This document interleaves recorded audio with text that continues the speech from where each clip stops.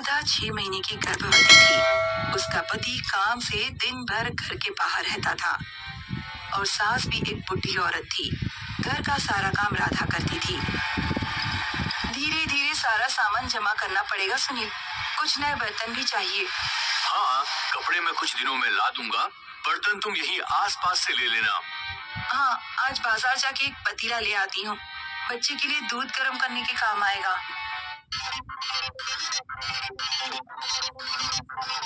भैया सही दाम लगाओ, हमेशा यहीं से तो लेती हूँ। इतने कम पैसे में तो आपको सेकंड हैंड बर्तन ही मिल सकते हैं।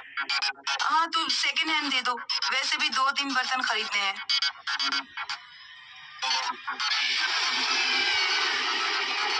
पतीले में दूध डालते ही राधा को कुछ अजीब आवाज सुनाई देने लगी, जैसे कोई औरत दर्द में करहा रही हो। वो अपनी सास को भी पूछती है कि उन्हें कोई आवाज सुनाई दे रही है कि नहीं, और सास कहती है नहीं। उस रात वो सुनील से बात कर रही है। माँ जी के कान ठीक करवाने का समय आ गया है।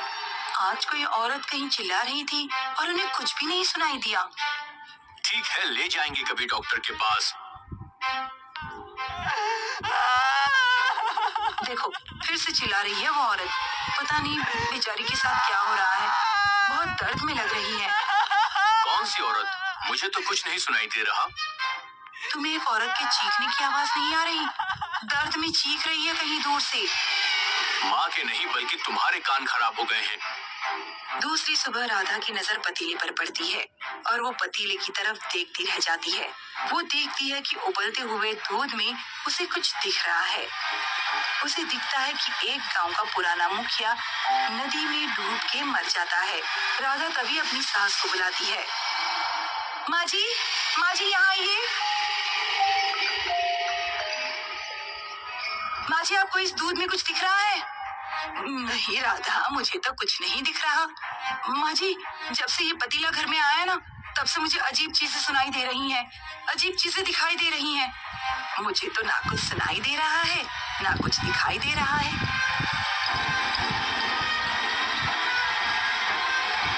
क्या हुआ जी? आप ऐसे उदास क्यों लग रहे हैं? तुम्हें गांव का पुराना मुखिया याद है? हाँ, याद है, बिल्कुल याद है। उसे कुछ हो गया क्या? हाँ, वो पानी में डूबकर मर गया आज।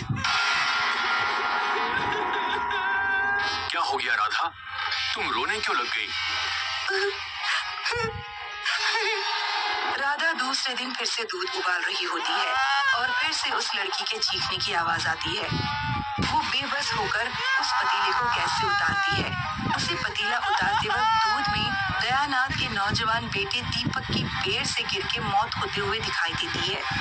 राधा घबराकर उस व्यापारी के पास जाती है जहाँ से उसने ये पतीला खरीदा था। भैया, वो पतीला जो मैंने आपसे खरीदा था, उसमें मुझे अजीब चीजें दिखाई और सुनाई दे रही हैं। क्या आपको भी? उस पतीले के मालिक ने इसी वजह से उसे बेच दिया था। मुझे लगता है उस पतीले में कोई बुरा साया है।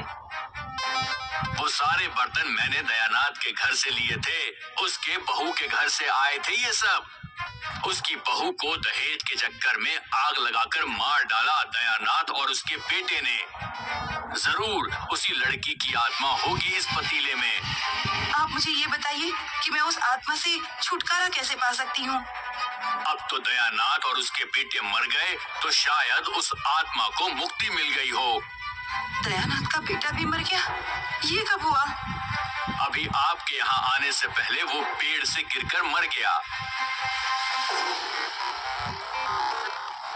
मैं इस पतीले को अपने घर में नहीं रख सकती। मेरा बच्चा इस भूतिया पतीले से दूध नहीं पिएगा। मैं इसे घर में नहीं रखूंगी।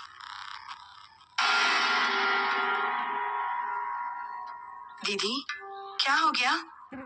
अपने आप क्या बातें कर रही हो? ओह रीमा, मैं तो भूल ही गई कि तुम आज आने वाली थी। अच्छा, अपनी बहन के बारे में ही भूल गई। क्या बताऊं रीमा, घर के काम में ना इतनी व्यस्त हो जाती हूँ कि। अच्छा रीमा, एक काम कर, ये पतीला तू ले जा। तू बोलती थी ना तेरे पास अच्छा पतीला नहीं है, तो ये अपनी बहन का तोहफा समझ कर रख ले। बड़ी मेहरबान हो रही हो दीदी आप। ठीक है, दे दो, चलो, दिखने में तो अच्छा ही लग रहा है। रीमा पतीला लेके अपने घर चली जाती है। रीमा जब दूध गर्म कर रही होती है, उसे भी उस लड़की की दर्द भरी आवाज सुनाई देती है। वो जब पतीले के पास जाती है तो उसे दूध में अपनी बड़ी बहन दिखती है। राधा के पीछे एक भयानक जली हुई चुड़ैल खड़ी थी जो झपट के राधा के ऊपर चढ़ जाती है और राधा और चुड़ैल दोनों आग की लपेट में गायब हो जाते हैं। रीमा चिल्लाती रह जाती है पर अपनी बहन को नहीं बचा पाती। दीदी।